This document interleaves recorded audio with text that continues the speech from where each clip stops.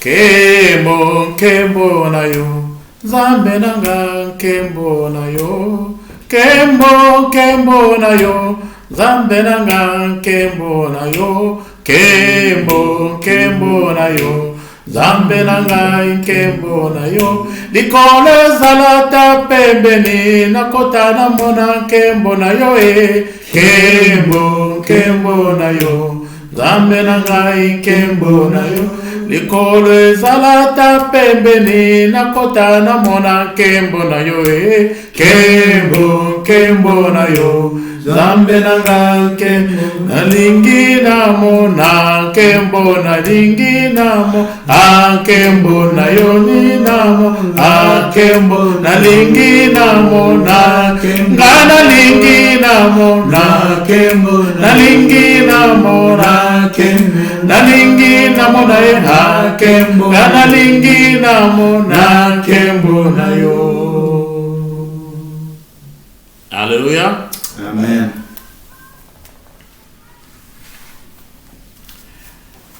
L'aventure et ses conséquences. L'aventure et ses conséquences. C'est le thème d'aujourd'hui. Ibyo umuntu ajyamo ni bibiherekeza. À côté de moi, j'ai l'homme de Dieu, le pasteur François.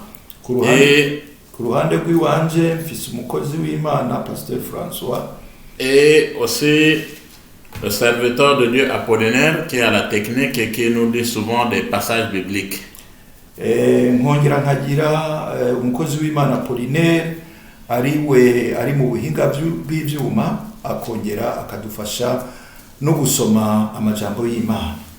Que Dieu vous bénisse tous. Imana ibahezagire mwese. Donc nous allons écouter la parole de Dieu tugira twumva ijambo ry'Imana qui est écrite dans les Actes des Apôtres, yanditse mu byakozwe n'intumwa chapitre 19 verset 13 à 20. Igice ca 19 guhera ku murongo wa 13 gushika ku murongo wa 20. Acte 19 13 à 20. Ibyakozwe n'intumwa igice ca 19 kuva ku murongo wa 13 gushika ku murongo wa 20. Et l'homme de Dieu François peut nous le lire.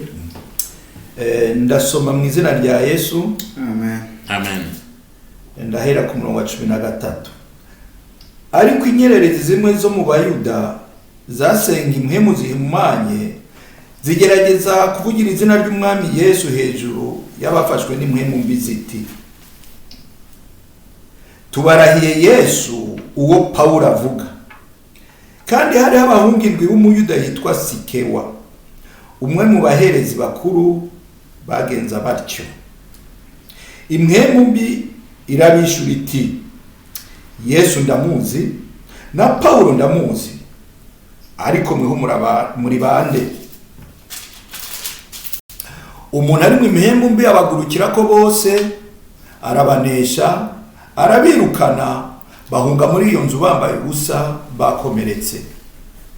Ivyo bimenyekana mu Bayuda no mu Bagiriki bose baba muri Efeso. Bose baterwa n'ubwoba, izina ry'umwami Yesu rishigwa hejuru. Kandi benshi mu bari barizeye batura ivyo bakoze barabiserura.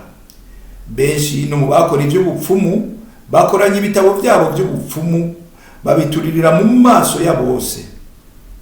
Baharura igiciro cyabo basanga gishitse ku ntete z'ifeza 50,000. Uko ni ku ijambo ry'umwami Yesu ryagwiriye cyane rigira ububasha. Mwakira ijambo ry'Imana. Amen. Amen. Quelques exorcistes juifs ambulants essayèrent d'invoquer sur eux qui avaient les esprits malins le nom du Seigneur Jésus en disant, je vous conjure par Jésus que Paul prêche. Ceux qui faisaient cela étaient 7 fils de Séva, juifs, l'un des principaux sacrificateurs. L'esprit malin leur répondit, je connais Jésus et je sais qui est Paul. Mais vous, qui êtes-vous? Et l'homme dans lequel était l'esprit malin se lança sur eux, se rendit maître de tous deux et les maltraita de telle sorte qu'ils s'enfuirent de cette maison nu et blessé.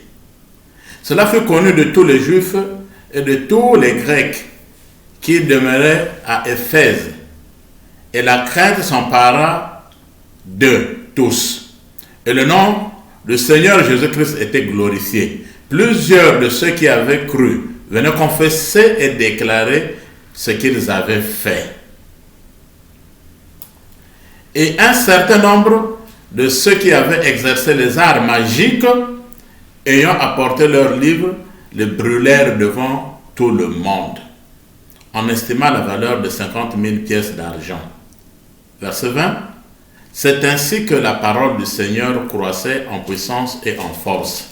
Nous disons tous Amen. Amen. Éternel notre Dieu Tout-Puissant, laisse que tu puisses nous utiliser. Que la bouche qui parle ne soit pas ma bouche, mais que le Saint-Esprit puisse m'utiliser. Et moi et celui qui va interpréter et celui qui a la technique. Et tous ceux qui vont nous écouter à l'Internet. Papa, que cette parole nous apporte une guérison, une bénédiction, un changement, parce que c'est ta parole qui sauve, et que cette parole aussi nous amène aussi à la conversion, à un changement de vie, de l'état de péché qu'on était, qu'on puisse suivre maintenant ton nom, Jésus-Christ de Nazareth, en vérité. Que la gloire et l'honneur te soient rendus. Utilise-nous du commencement jusqu'à la fin et que les gens soient captifs à cette parole, non seulement écouter la parole, mais qu'on puisse la pratiquer. Et ceux qui écoutent, et nous qui la prêchons. Au nom puissant et glorieux du Seigneur Jésus-Christ, nous disons Amen, Amen et Amen. Amen. Bien-aimés dans le Seigneur, bakundwa muri Kristo, on nous parle des 7 fils de Séva. aha batubwira abahungu ndwi ba Sikewa. Qui était Séva? Sikewa ninde? Séva vivait dans une ville qu'on appelait Milé. Sikewa rero yaba mu gisagara kitwa Milea, au sud de Éphèse, donc en Turquie. igisagara cari musi ya Efeso muri Turikiya. Mais la Bible dit que il était un sacrificateur et il était un prêtre. Ijambo ry'Imana ratubwira ko yari umuhereji kandi mukuru. Mais c'était pas un vrai prêtre, un faux prêtre. Ariko ni yari umuhereji nyakuri, yari umuhereji w'ikinyoma. Parce que ses enfants, au nombre de 7, ne pouvaient pas rentrer dans l'exorcisme tant que leur père n'était pas dans l'exorcisme.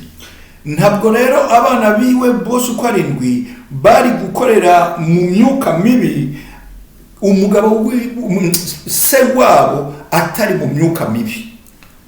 Séva vient de Sheba. Izina Sikewa rero rivuye muri Seba.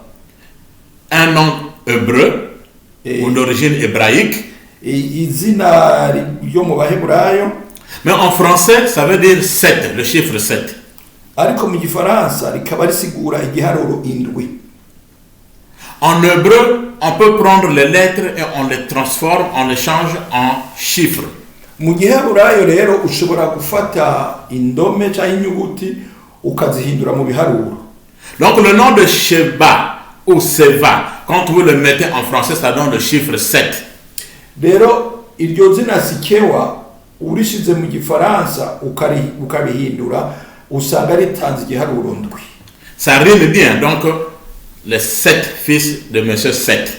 Urumva birimo injana byose birajanye, abahungu ndwi biwe na rya zina riwe ari igiharuro ndwi. Ces enfants étaient des exorcistes. Abo bana biwe bakoreshwa n'imyuka mibi. Dans la parole de Dieu, ou pour des chrétiens, nous n'avons pas besoin de l'exorcisme, mais nous avons besoin de la délivrance. Rero ukuri twebwe mukuri ntabwo hakenewe gusenga imyuka ihumanye, ahubwo hakenewe ukubohoka, icyo twokwita la délivrance, que les gens soient délivrés, que les esprits mauvais sortent, qu'il y ait un changement. Ukubohoka ari nayo deliverance kuko irakoreshwa ikunze gukoresha no mu bavuga ikirundi. Ukubohoka ariyo deliverance, ukava mu myuka mibi, ukava mu byakuboha ugaja mu kuri kw'Imana. Alléluia. Amen. Mais ces enfants ont appris cela à partir de leur père. Ariko abana ntibavyadukanye babikuye kuri se. La leçon que nous pouvons tirer, c'est laquelle? Ni kihe cigwa dushobora gukuramo? Nous pouvons tirer une grande leçon là. Aho harimo inyigisho ikomeye. Ce que vous apprenez à vos enfants, c'est ce que les enfants aussi vont pratiquer. Ico muriko murigisha canke muriko murereka abana banyu nico nabo bazokora. Bien-aimés dans le Seigneur, je vous conseillerais d'apprendre la parole de Dieu à vos enfants, de les apprendre le nom de Jésus-Christ, qu'ils puissent grandir avec le nom de Jésus-Christ en pratiquant le nom de Jésus-Christ. Bakundwa muri Kristo ndabinginga mukuza abana banyu mubabwira ijambo ry'Imana, mukuza abana banyu mubabwira izina Kristo, bakurire muri Kristo. La Bible dit qu'ils ont essayé Ijambo ry'Imana ritubwira ngo baragerageje l'aventure et les conséquences. Ibyo ukora n'ibibiherekeza. Combien des aventuriers sont rentrés dans des églises aujourd'hui? Ils vont essayer d'être pasteurs, ils vont essayer d'être docteurs. On ne sait pas avec Jésus-Christ. Où tu mets ta tête dedans, où tu sors.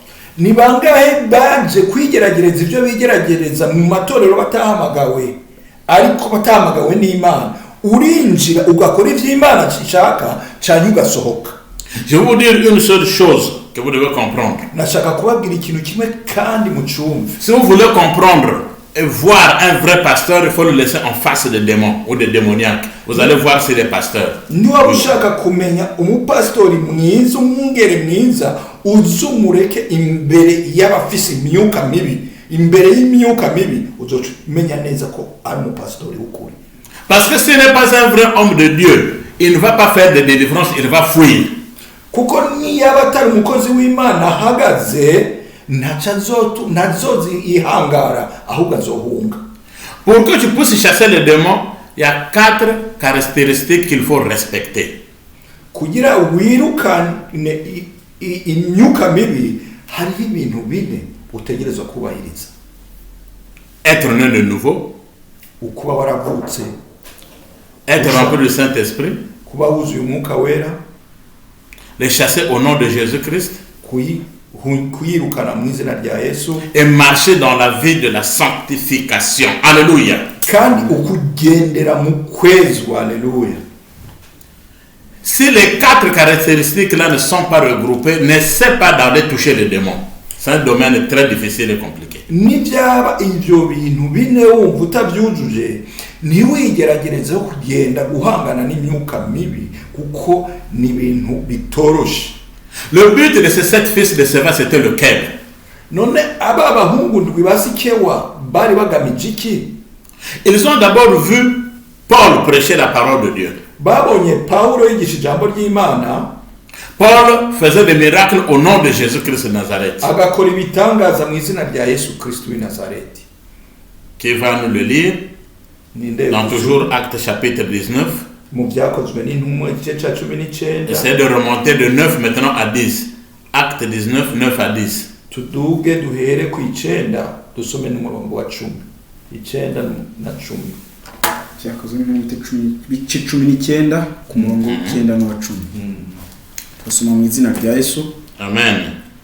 Ariko bamwe binangiye imitima banga kwizera, batukira inzira ya Yesu imbere y'abantu. Ava muri bo arobanura abigishwa iminsi yose agira impaka mu nzu yo kwigishirizamo ya Turamu. Agumya kugira atyo amara imyaka 2. Nuko abatuye muri Asiya bose bumva ijambo ry'Umwami Yesu, Abayuda n'Abagiriki. 11 à 12. Continue. Kandi Imana yakoreshaga amaboko ya Paulo itangaza bikomeye. Ndetse bashyiraga abarwayi ibitambaro n'imyenda bivuye ku mubiri we, bagakira indwara zabo, abadayimoni bakabavamo. Amen. Ça veut dire que Paul avait fait un bon travail. Bishatse kuvuga ko Paulo yari yakoze igikorwa cyiza. Quand il se sépare avec Apollo à Corinthe, il rentre à Éphèse.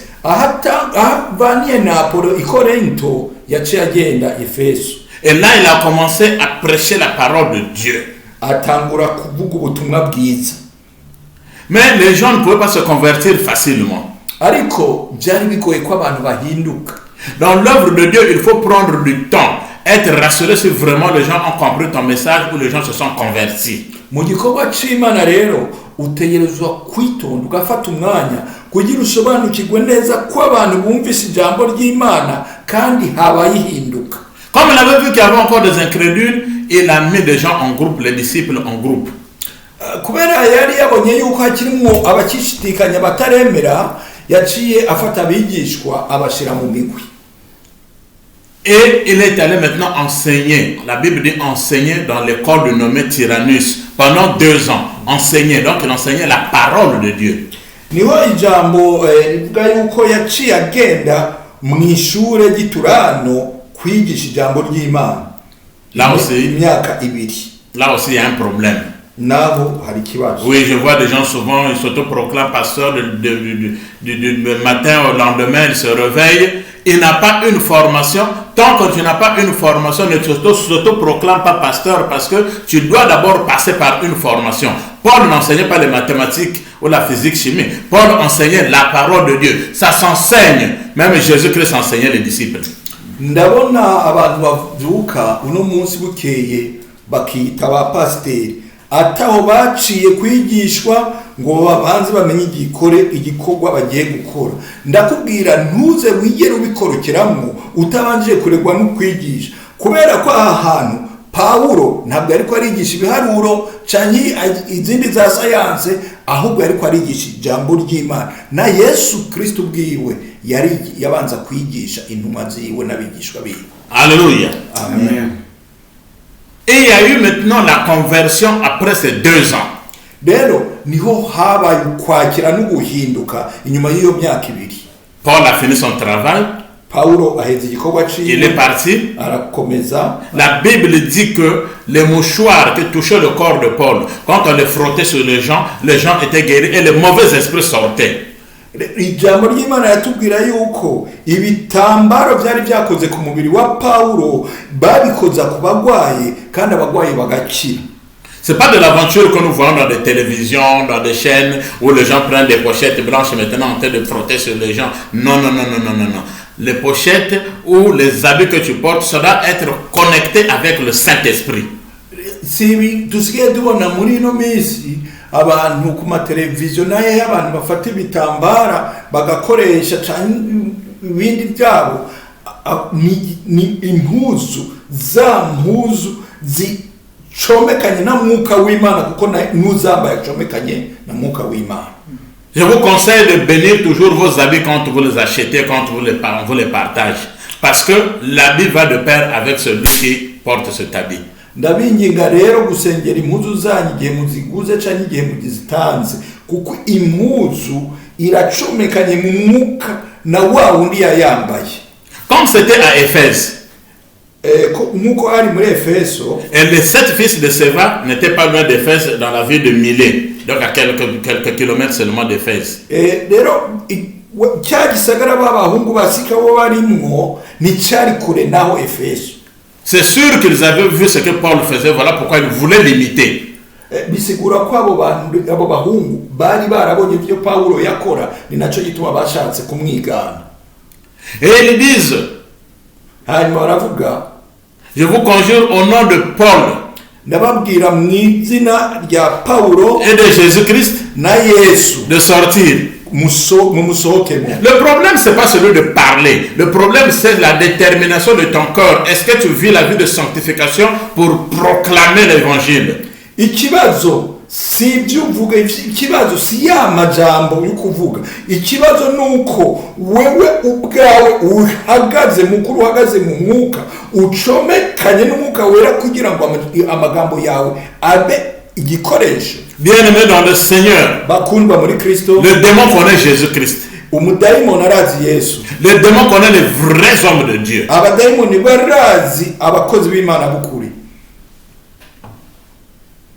Est-ce que toi qui es chrétien, tu connais réellement Jésus-Christ? wowe uzi neza by'ukuri Yesu Kristo? Parce que si tu connais réellement Jésus-Christ, tu dois le respecter et le craindre. Parce que le démoniaque avait peur de Jésus-Christ. Ça veut dire il avait déjà compris que ces gens-là n'étaient pas des gens de Jésus-Christ. Rero niwaba uzi neza Yesu Kristo wategerezwa kumwubaha no kumutinya, kuko na wa wundi yari yafashwe n'abadayimoni yarazi neza kwabo bantu batakoresha umwuka wa Yesu, yarashobora gutandukanya ba Yesu n'abatara ba Yesu. Mais il les a dit, mais vous, qui êtes-vous? Arababwira rero ati mwebwe muri bande? Bon, si c'était de vrais serviteurs de Dieu, ils devaient répondre, nous sommes des serviteurs de Dieu. Iyo rero abakozi b'Imana b'ukuri bari kumwishura ati turabakozi b'Imana. Mais ce sont eux, parce qu'ils savaient le Dieu qu'ils étaient en train de prier ou d'intercéder, c'était pas le Dieu d'Abraham, d'Isaac et de Jacob, c'était de la magie. Barahoze rero kuko bari bazi iyo Mana bakorera atari ya Mana Abraham na Isaka na Yakobo, ahubwo ari Imana y'inyabukorikori, Imana y'abapfumu. De nos jours, nous parlons, l'esprit de cet fils de Séva est rentré même dans les églises. Uno munsi tuvuga iyo myuka y'abo bahungu ndwi basikewa yarinjiye no mu matorero, Où des hommes de Dieu commencent à frotter l'huile sur des femmes nues. Abakozi b'Imana batanguye gukina n'ibintu by'abagore. Des faux hommes de Dieu, je ne dis pas tous les hommes de Dieu. Ndiko ndavuga abakozi b'Imana bihamagaye. Ils utilisent maintenant de l'eau pour asperger sur les gens. Babandi bakoresha amazi bakamijira abantu. Bon, l'huile là qu'ils utilisent, ils ne peuvent jamais oindre les hommes, ils ne oindrent que les femmes. Ayo amavuta bakoresha bayasiga ntibigera bayasiga abagabo, bayasiga abagore gusa. Avec des soutanes qu'on peut changer, avec des couleurs différentes. N'imyambaro bashobora guhindura y'amabara atandukanye.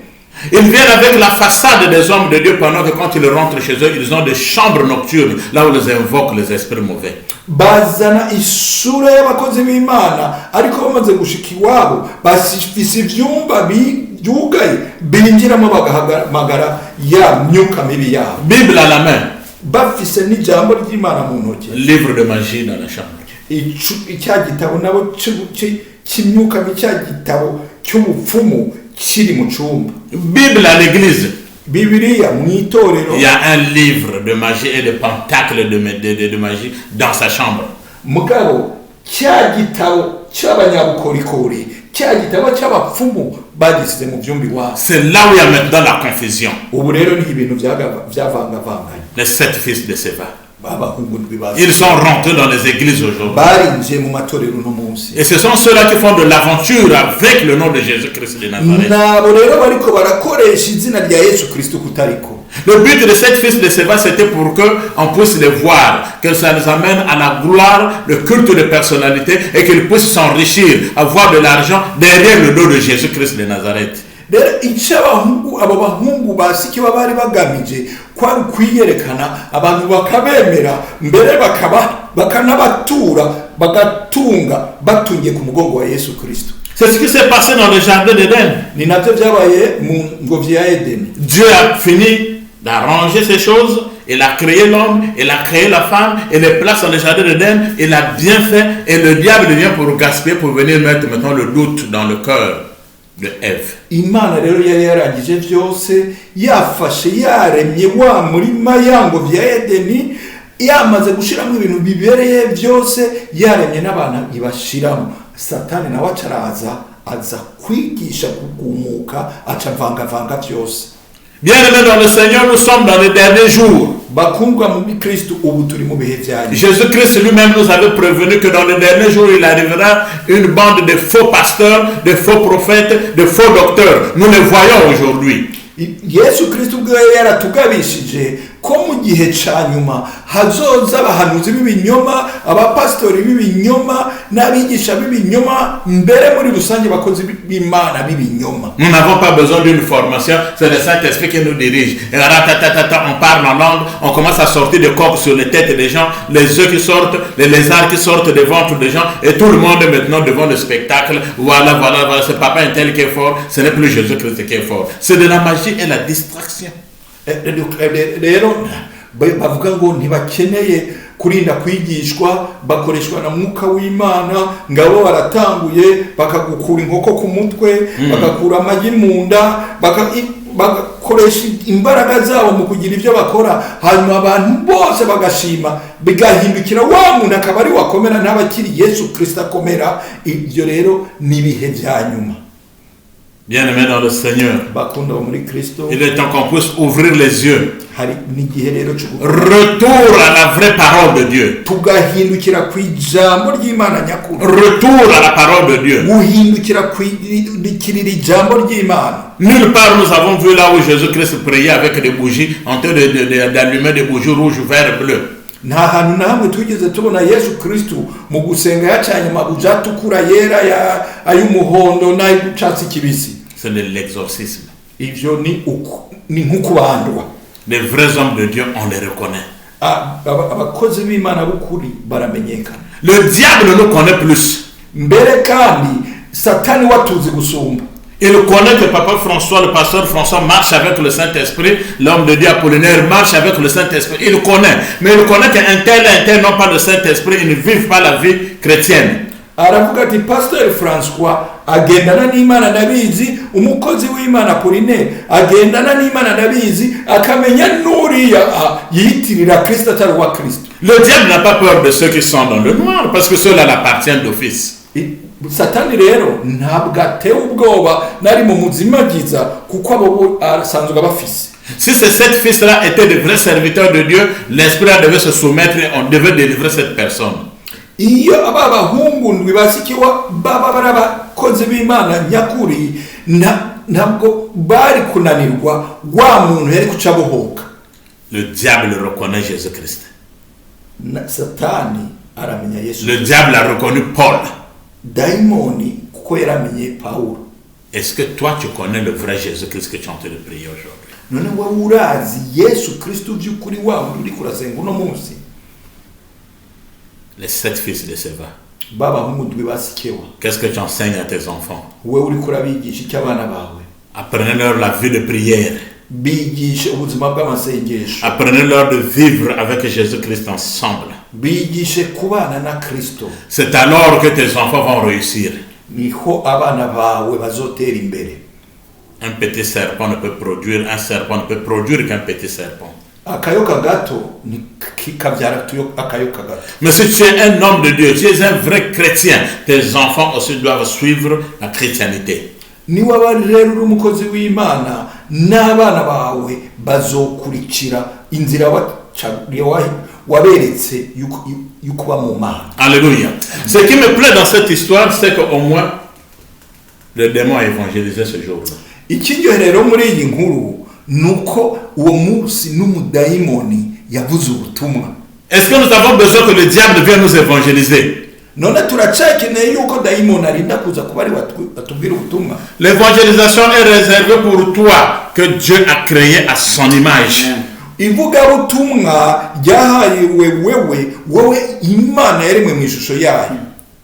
La Bible dit que l'esprit, l'homme qui avait l'esprit, on veut être tombé sur les deux et les a déchirés les habits.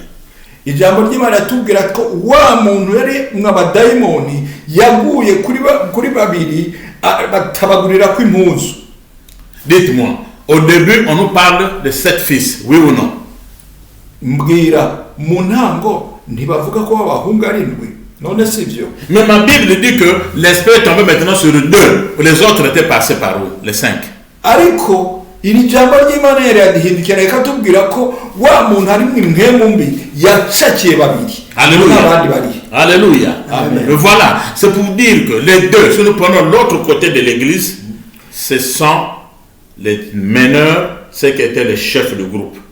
Rero bisigura iki nuko tubifashe muri mu ntumbero y'itorero aba bantu babiri nibo bari bakuru nibo bari barongoye abo bandi. C'est dans ce sens que les hommes de l'église, les fidèles, vous devez beaucoup prier pour les pasteurs, pour les gens que vous avez mis à la tête. Parce que ce sont ceux-là qui sont beaucoup maltraités, beaucoup frappés et beaucoup visés. ni naco gituma torero shengero ry'Imana mutegerezwa gusengera cyane abapastori, mutegerezwa gushengera cyane abo bantu Imana yashize ko ngo babarongore, kuko nibo ba mbere baterwa imbere y'abandi. La leçon est que quand le berger est frappé, les brebis se dispersent. Icigwa twokuramwo nuko uyu mwungere akubiswe intama zishwiragira. Quand tu es attrapé les deux, les 5 ont fui. Nafise abadaimoni amaze gucakira abo babiri babandi batanu basigaye barirutse. Je vous rappelle que ce n'étaient pas des hommes de Dieu. Ariko ndabibutsa ko batari abakozi b'Imana. Mais regardez comment est-ce que les 7 travaillaient ensemble, les 7 fils, et ils avaient l'amour. Aujourd'hui, il y a même des démoniaques, des satanistes qui ont plus de l'amour que des chrétiens. On ne s'aime pas. S'aimons l'amour dans l'église, dans nos cœurs. C'est en ce moment-là que les miracles vont se produire.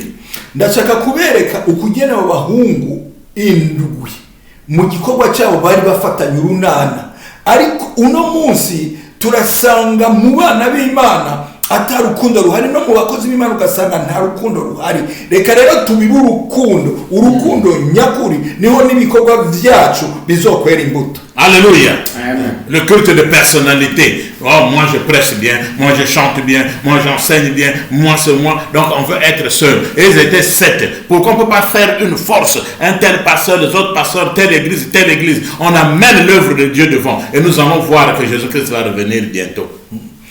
Rero bari bafise umwuka wo kwiyemera, jewe abakozi bo bafise umwuka wo kwiyemera, jewe pasiteri ntavuze nigishije ntibikunda. Ni kubera iki tutofatana urunana pasiteri na pasiteri, abakozi b'Imana, itorero n'itorero tugafashiriza hamwe kuduza ubwami bw'Imana. Muri ico gihe Yesu azoca agaruka vuba. Il les déchira les habits. Wa fiswe n'imyuka mibi abatabagurira ko impuzu. Là, ça m'interpelle. Ije najo nanje birampamagaye. Il les déchire les habits. Yatabuye impuzu. Qu'est-ce que les habits avaient à voir avec ce problème? None impuzu zari zifise ingorane iki nicyo kibazo. Le démoniaque avait le diable avec lui. Wa undi yafashwe n'imyuka yari kumwe n'umudaimoni bari kumwe. Les 7 fils de Séva avaient le diable aussi avec eux. Dieu permet parfois certaines occasions. Il avait laissé le diable corriger le diable, se corriger lui-même.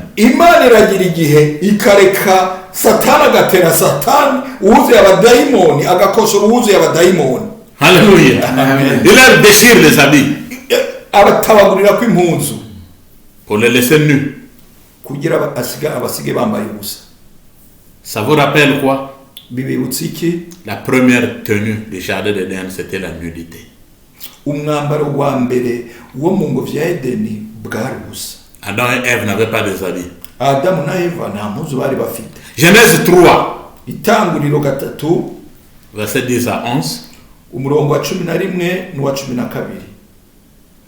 Genèse 3, verset 10 à 11. Itangiriro ibice bitatu ku murongo wa 10 na 11 turasoma mu izina rya Yesu. Amen. Arayisubiza ati, numvise imirindi yawe muri iyi ngobyi, ntinyishwa nuko nambaye ubusa ndihisha. 11. Iramubaza iti, ninde wakubwiye ko wambaye ubusa? Wariye kuri cya giti nakujije kuryaho? Il demande à Adam, et vous êtes où? On se cache. Pourquoi? Nous sommes nus. Qui vous a dit que vous êtes nus? Abarira Adamu na Eva ati muri hehe bati twinyegeje kuko twambaye ubusa. Ninde yababwiye ko mwambaye ubusa? Au fait, le diable voulait leur dire, vous êtes dans une tenue d'humiliation. Muyandi majambo Satani ashaka kubabwira ati muri mu mwambaro uteye isoni. Il leur montre l'humiliation, mais ne leur couvre pas de cette humiliation.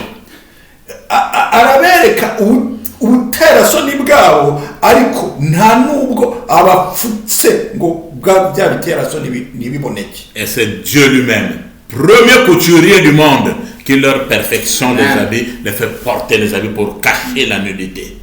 Rero ni Imana yonyene tayeri wa mbere umushonyi wa mbere yaje bakorera impuzu arabambika. Cela n'avait pas plu à Satan. ibyo ntibyanezereje satani. C'est dans ce sens que quand il vous attaque, il veut vous laisser nu devant tout le monde. Ni nacyo gituma iyo aguteye aba akeneye kukureka wambaye ubusa imbere y'abantu bose. Il y a une nudité extérieure et intérieure. Hariho rero kwambara ubusa biboneka hanze no kwambara ubusa imbere mu mwuka. Quand une personne est frappée par des problèmes, par des humiliations, c'est une nudité.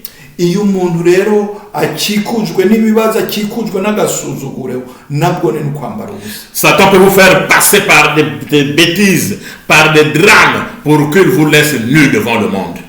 Satani ashobora kugucisha mu bintu bibi, akagucisha mu bitera soni kugira ngo usige wambaye ubusa imbere y'abantu bose. C'est dans ce sens qu'il avait laissé ces deux personnes nues aussi ce jour-là. Ni nacyo gituma nabo babiri yabasize bambaye ubusa uwo munsi. Oh, toi qu'on a laissé nu, qu'on a dépouillé, laisse que Jésus-Christ t'apporte un manteau pour couvrir ta nudité aujourd'hui. Alléluia. Reka rero nawe satani yambitse ubusa, Yesu no munsi azana umwambaro wiwe agupfuke mu izina ry'iwe. Alléluia. Non pas seulement qu'il les a laissés nus, mais il les a encore blessés. Ntabwo yabasize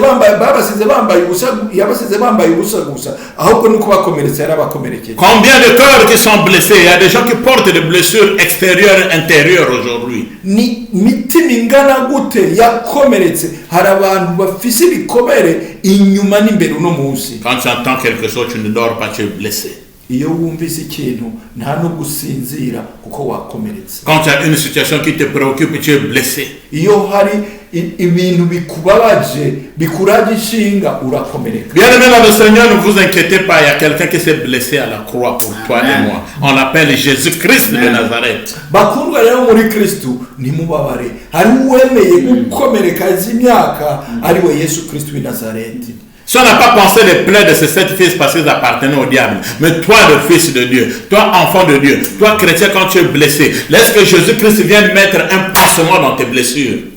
Niba rero batomoye ibikomere by'aba bahungu babiri basikewa, reka wewe Yesu Kristo yaviriye amaraso, wewe yakomeretse ku bwawe, akomore wenyine ubwiwe. C'est par ces blessures qu'il a porté nos maladies.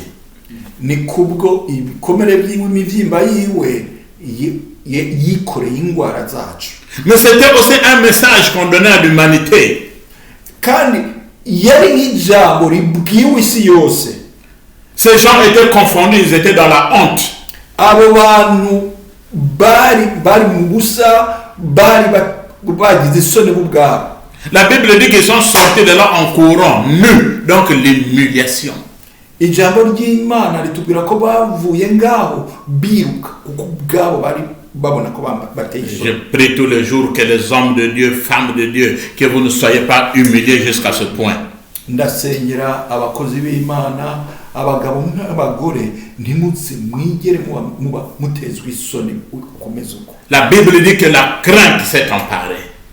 Ijambo ry'Imana riratubwira yuko habaye ubwoba bwinshi. Mais dans l'autre sens, pour que les gens puissent avoir peur et crainte de ton Dieu, que des miracles s'opèrent dans ta vie que les gens n'ont jamais vu. Muyene ntumbero rero, reka wewe wemeye Imana habe ibitangaza byinshi kugira abakuri ruhande bamenye ko ari Imana nzima bayitinye bayuba. Oh, les gens sont venus confesser le péché. Abantu baraza bavuye buryo ndi bubamfu baza kwatura ibyaha byabo. Vous êtes sûr qu'ils avaient confessé le péché à ces 7 fils de Séva? Non. None mwibaza yuko ivyo byaha baje kuvyaturira babahungu ndwi basikewa? Oya. Ils étaient venus confesser le péché parce que Paul avait aussi des disciples qu'il avait laissés là. Baje kwatura ibyaha byabo kuko Paulo yari afise abigishwa basigaye aho hantu. Le bénéfice de la parole de Dieu, c'est la confession, c'est le changement total, radical de la personne. Iciza cy'ijambo ry'Imana, ukwera kw'ijambo ry'Imana ni hinduka ry'umuntu ijana ku ijana. En un seul instant, ces gens-là ont abandonné le péché, sont venus vers Jésus-Christ. Tous les jours, vous entendez la parole de Dieu. Nous continuons à marcher sur les choses qui ne confessent pas, qui ne puissent pas plaire dans le cœur de Dieu. Pourquoi ne pas les abandonner une seule fois pour toutes? aba bantu bumvise ijambo ry'Imana baje guhinduka bariyeze 100% rimwe rizima batagisubira inyuma. Ariko uno munsi turiko turumva ijambo ry'Imana ku munsi ariko ihinduka rikagenda ririmo kubangira. Aujourd'hui, ce qui se passe de confession par émotion. Uno munsi biba hariho abihana kubera ibigumbagumba. Quand la personne est frappée par rapport au problème, il court, je demande pardon à Dieu. Quand il sort, le problème diminue, il reprend son péché. Iyo umuntu yakubiswe n'amarangamutima akabyuka aza yirukanka akihana imbere y'Imana, yasohoka imbere y'umwanga agahurira na cya kindi nyine akagisubiramo. Aussi, ces gens-là ont écouté seulement que je connais Jésus, je connais Paul. C'est ce qu'ils avaient poussé à venir jeter même les livres de magie. Et moi, je vous prêche la parole. Nous sommes en train d'écouter la parole tous les jours. Pourquoi ne pas écouter la parole qu'un pasteur prêche que d'aller écouter une parole que le démoniaque va nous prêcher? Abo bantu bumvise ijambo rivuzwe na wanda baswe n'abadiyani ati ndazi Paulo ndazi na Yesu Kristo bahinduwe n'ijambo. Uno munsi ndi umukozi w'Imana ndiko ndababwira ijambo ry'Imana ariko guhinduka biva kuri kuki mutokumva ijambo ry'Imana mubwirwa ku munsi mugahinduka by'ukuri. Alléluia. Amen. Alléluia. Amen. La Bible dit que ceux qui pratiquaient les livres de magie, qui pratiquaient les arts magiques. Donc il y a des magiciens encore aujourd'hui qui les pratiquent, qui ont des livres chez eux. Combien de temps nous avons prêché ces gens-là? On vient seulement recevoir la bénédiction, pendant qu'il y a des gens qui gardent encore le Satan dans leur chambre.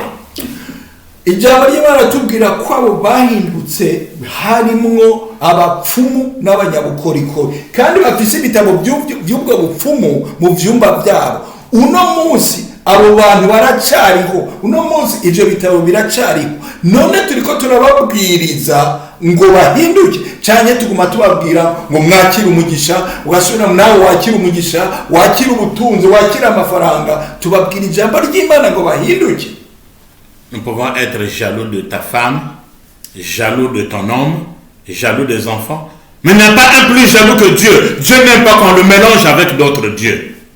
Ushobora kugira ipfuhe ku mugore wawe, ipfuhe ku mwana wawe, ipfuhe ku bishoboka byose, ariko ndakubwiza ukuri ko atamuntu numwe afise ipfuhe ringana nk'iry'Imana. Tu vas te dire, je n'ai pas de livre de magie, je n'ai pas de pentacle chez moi. Comment est-ce que Dieu peut être jaloux de moi?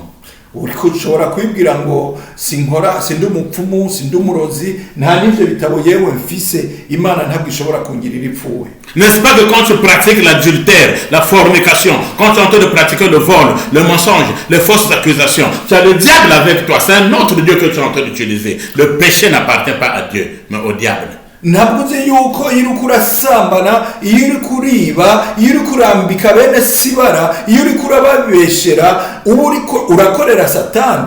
Ivyo ko atari ivy'Imana, ntiwumva ko uriko urakorera Satani. Imana yobira kugira ipfuye gute wayivuye kugakorera Satani. Nous allons vers la fin.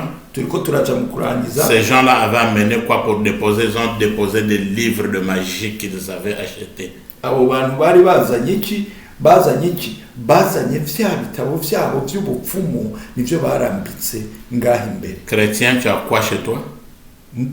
Mwana w'Imana ufise iki wawe? N'est-ce pas que tu as la Bible? Ntabwo ufise ijambo ry'Imana. Je vous dis que les gens que vous voyez là, ils lisent, même si c'est des faussetés, ils lisent la parole du diable. Mais nous les chrétiens n'arrivons pas à lire la parole de Dieu. C'est là où se trouve le vrai problème. Ndababwira abo bantu naho ibyo bitabo byabo vyuzuye ibinyoma n'ibitari byo barabisoma ku munsi bakabisoma bakabinonosora, ariko ofisi ijambo ry'Imana uriko urarikoze iki no munsi. Je ne vous dis pas d'aller dans les religions des musulmans, mais le musulman, il utilise le Coran, à chaque fois il le lit pour pratiquer ce qui est dedans. Mais nous avons des Bibles. On peut faire 3-4 jours, même une semaine, on n'ouvre pas la Bible. On vient l'ouvrir seulement quand à l'église. Le pasteur dit ouvrez les Bibles, il peut vous ouvrir. On referme quand on rentre à la maison. Sindababwiye ngo mugende mu b'Abayisilamu, ariko ndababwiza ukuri Abayisilamu basoma Ikorowani ku munsi. Natwe ibitabo byacu ijambo ry'Imana turafata tukagenda tukarambika mu nzu, tukazosubira kuryugurura tugarutse ku munsi w'Imana mwitore ngo twumva abandi barisoma. Alors c'est cette parole qui sanctifie. Ariko ni iri jambo ritunganya. C'est cette parole qui vous donne la vie. ni iri jambo riguha ubuzima, C'est cette parole qui guérit. ni iri jambo rikiza, C'est cette parole qui bénit. ni iri jambo mbere rihezagira. C'est cette parole qui te donne un changement radical de l'état pécheresse que tu étais, tu deviens un homme. Ni n'iri jambo ritanga ihinduka nyakuri, ukava mu buzima bw'icyaha ukaja mu buzima bwo kugororoka. Les gens étaient dans la crainte. Abantu bari mu bwoba. La Bible dit Ijambo ry'Imana que riratubwira la parole de Dieu s'est éparpillée et partie partout. ko ijambo ry'Imana ryaciye rikwiragira hose À partir de ce miracle-là. rivuye kuri iki gitangaza kibaye. Je prie Dieu que des grands miracles s'opèrent dans vos vies. Quand les gens vont le voir, vous serez l'évangile vivant. Ndasenga Imana kugira ngo mugire ubuhamya mu ibitangaza bikomeye bikorekeye mu buzima bwanyu, kugira ngo abantu nibababona baze bavuga ati muri cemezo c'Imana nzima nabo bahinduke. Oh bien-aimé dans le Seigneur, tu n'as pas le temps de dire aux gens que je suis chrétien, que je suis chaste, que je vis la vie chrétienne. Non, c'est le Saint-Esprit qui doit confesser cela à ta place. Mukundwa muri Kristo, ntibikenewe kurinda kugenda ubwira abantu ngo ndi umukristo, narakijijwe, ngenda mu bagorotse, ndejejwe. Oya, mpemu w'Imana arahari kugira ngo abikore mu kibanza cyawe. Car Paul ne s'est pas présenté, il était déjà même parti. Kuko Paulo ntabwo yivuze, yari yamaze no kugenda. Mais le Saint-Esprit est allé parler aux démons pour dire je connais Paul. Ariko mpemu w'Imana yagiye abwira wawe afashwe n'abadayimoni ati ndazi Paulo. Tu peux tout cacher même devant les gens. Urashobora kunyegeza byose imbere y'abana b'abantu. Mais le démon reconnaît si tu es un vrai serviteur de Dieu ou tu es un faux. Ariko Satani umudayimoni aramenya neza ko umukozi w'Imana w'ukuri cyanyura umunyabinyoma. Tu peux tout cacher devant les gens, mais Jésus-Christ reconnaît si tu es un vrai chrétien ou un faux chrétien. Ushobora kunyegeza byinshi mbere byose imbere y'abana b'abantu, ariko Yesu Kristo arazi ko umukristo nyakuri cyanyura umukristo w'umunyakinyoma. La parole de Dieu s'est propagée à partir de ce miracle. Ijambo ry'Imana rikwira hose kubw'icyo gitangaza gikoretse. Normalement, je pense que les 7 fils de Séva, après cette bastonnade, avaient changé de vie. Mu bisanzwe nibaza ko n'abana ba Sikewa bahindutse bamaze kubona ukugene bakubiswe n'ubutaburirwa kw'impuzu. Peut-être que tu as été frappé par le Seigneur à cause de quelque chose que tu avais fait dans ta vie. Laisse maintenant que tu puisses être restauré par le même Seigneur Jésus-Christ. Ushobora kuba nawe wari warakubiswe n'Imana kubwo igikorwa wakoze kitarico mu buzima. Reka iyo Mana yagukubise iba ari isubira kukunga no kukomora mu izina rya Yesu. Et je voudrais terminer en disant ceci. Nashaka kurangiza ndababwira iki. Vous voulez que le Seigneur Jésus-Christ revienne? Mushaka ko Yesu agaruka. Pour que Jésus-Christ revienne, il faut que la parole de Dieu soit propagée dans le monde entier. C'est en ce moment-là qu'il y a le retour de Jésus-Christ. Kugira Yesu agaruke, ubutumwa bwiza buzobanza kuvugwa mu mfuruka zose z'isi. Ni muri ico gihe Yesu azoreza akahindukira. Sois celui qui doit apporter la parole de Dieu. Participe. Bawa undi rero akwiragiza ijambo ry'Imana, avuga ubutumwa, fashanya n'abandi. Pour que la parole se propage dans le monde entier. Kugira ngo ubutumwa bwiza bukwiragire mu isi. Jésus-Christ revient bientôt. Yesu aragarutse vuba. Que Dieu nous bénisse. Imana iduhezagire. Que Dieu nous bénisse. Imana iduhezagire.